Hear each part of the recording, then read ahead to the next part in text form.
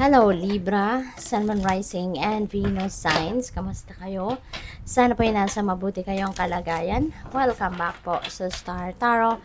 At kung bago kayo rito, welcome din po kayo. Please subscribe, like, share my videos, and leave me a comment kung naka-resonate po kayo. Thank you. Tignan natin ang mga messages ni Libra for today. So, we have the Magician. Napakaganda. No, nasa manifestation energy kayo sa ngayon. Whatever it is that you are going to, touch, sa ngayon, can turn to gold. Kumbaga, so magiging successful at magiging kapaki-pakinabang Libra ang mga gagawin ninyo sa ngayon. So, napakaswerte ninyo. Napakaganda ng inyong mga mensahe sa ngayon. And they are all major arcana. Tatlo lang ang idodraw kong tarot cards for this reading, and they are all major arcana.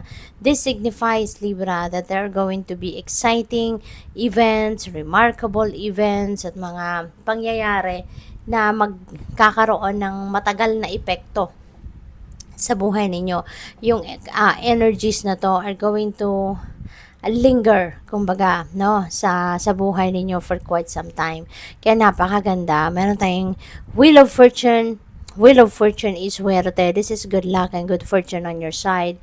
Kaya kung ano man ngayon yung mga pagbabago na magaganap sa buhay ninyo, those are going to be positive changes na magkakaroon ng magandang epekto sa buhay ninyo. Hindi lang sa ngayon or for few weeks, for few months, but it's gonna last for quite some time. Kaya ilagi lang ninyong i-align ang energies ninyo with this beautiful energy para magtagal, at hindi mapawi, hindi maputol, kumbaga, yung energy na ito. Okay, so mababalot kayo ng swerte. Things are going to change for the better. Magiging mas maayos, mas masaya, mas prosperous, mas abundant na kayo. There are going to be a lot of positive changes in various areas of life. Kumbaga, this is the time na you're going to reshape your life. Ito, yung parang aayusin mo ngayon or tutulungan ka ng universe na maayos ngayon ang takbo ng buhay ninyo at sitwasyon ninyo sa buhay. And although hindi ito mangyayari in a flick of a finger, hindi ito instant na mangyayari, but at least you are going to start reshaping your life from here on. Magsisimula na mabago ang inyong sitwasyon sa ngayon. So, this is really very good. Kasi lalo-lalo na sa pera din, masiswertehin din kayo sa pera, sa pamilya, sa trabaho, paghahanap ng trabaho, kung naghahanap ng trabaho, sa inyong pagninegosyo, yung ganon. So, there is, both of them are new beginning energies, si Magician and si The Fool. Maganda rito kasi siguro kung ano man yung mga ini-envision ninyo for yourself even before pa. Sa ngayon, magkakaroon na kayo ng opportunity, magkakaroon na kayo ng opportunity na masimulan ninyo kung ano man itong mga pangarap ninyo. Kasi dati siguro nagpo-procrastinate kayo, nagdududa kayo sa sarili ninyo, or pwedeng nagdududa kayo sa kung kaya ninyo ito, kung mapapanindigan ninyo. But ngayon, parang magiging buo na ang loob ninyo because you're seeing that the opportunities around you are talagang sigurado kayong masusuportahan ang gusto ninyo at makikarry out ninyo kung ano yung gusto ninyo. Ano yung plano ninyo sa buhay ninyo rito. Kaya, napakaganda kasi magte-take action ka na. You're getting on your feet na sa ngayon at gagawin mo or sisimulan mo ng gawin ang mga bagay na gusto mong gawin. Kaya napakaganda nito. And also we have the Fool energy. The Fool is also a new beginning energy. So ito, this is something na hindi mo pa ito nagagawa before So feeling ko kung ano man itong pinapangarap mo, maaaring related yan dito.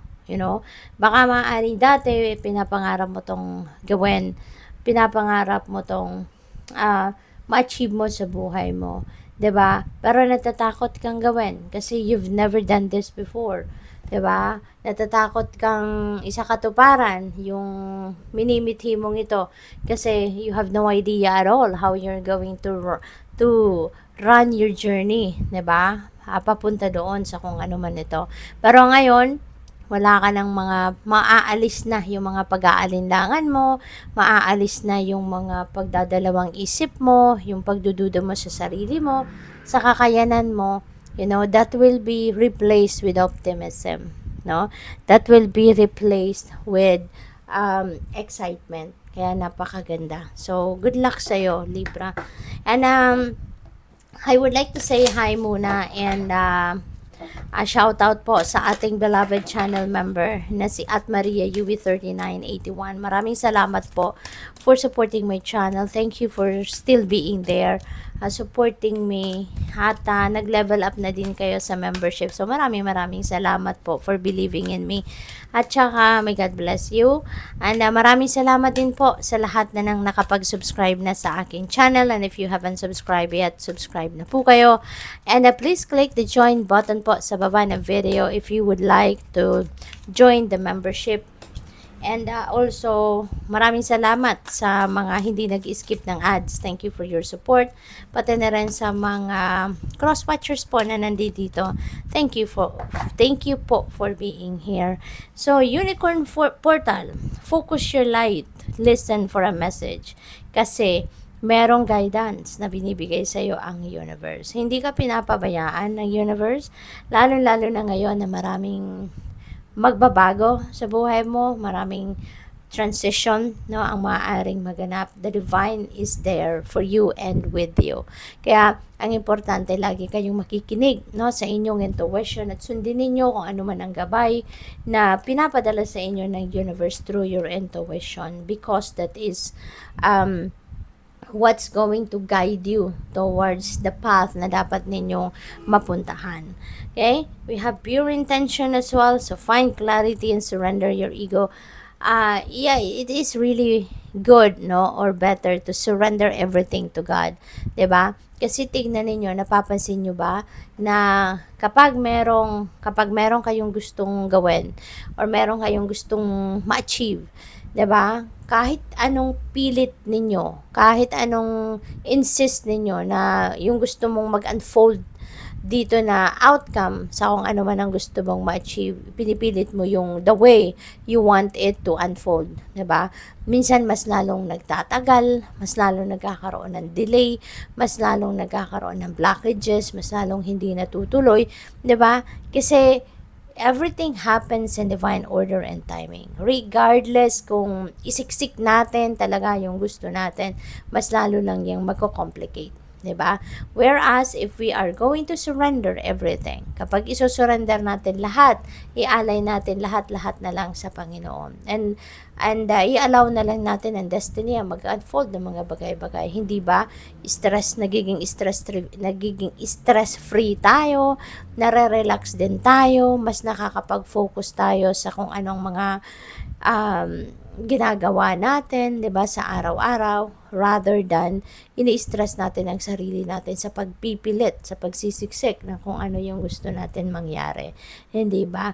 When we are surrendering, when we are allowing God, 'di ba, na yung kagustuhan niya ang maganap, at sumusunod na lang tayo sa kanyang gabay, hindi ba mas nagiging magaan ng journey natin, mas nagiging relax tayo, at nagugulat na lang tayo na sometimes, diba, may mga miracles na nangyayari because we are not imposing, no? Hindi natin inuutusan ang universe, hindi natin ini-impose sa universe na itong gusto ko, ito dapat ang mangyari, yung mga ganun. Kapag hindi natin ginagawa yon, things are running smoothly, 'di ba?